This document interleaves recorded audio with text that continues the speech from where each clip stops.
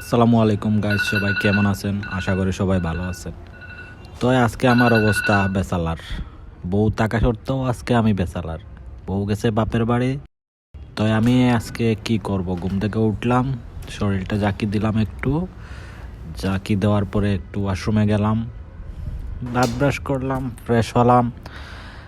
তারপর দাঁত ব্রাশ করতে করতে কি জানি একটা কিছু মনে পড়লো। ভাবলাম কি করা যায়, নাস্তা তো আজকে কিছুই নাই, নিজের থেকে বানাতে হবে, তারপরে নাস্তা করতে হবে। হঠাৎ মনে হলো ফ্রিজে আপেল আছে, ডিম আছে, এগুলা দিয়ে আজকে নাস্তা করে ফেলি, কালকেরটা কালকে দেখা যাবে। তারপর বাইরের থেকে একটু ঘুরে টুরে আসবো, পরে দেখা যাবে কি করা যায়। বিকালকেরটা বিকালে রান্না করতে হবে, তারপরে খাইতে হবে। বেচালার হলে যা হয় আর কি তা।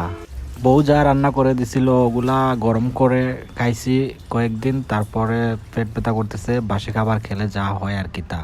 ব্যাচেলর তখন ছিলাম, তখন প্রতিদিন রান্না করতে ভালো লাগছে, খাইতেও ভালো লাগছে। কিন্তু এখন আর রান্না করতে ভালো লাগে না, খাইতেও ভালো লাগে না।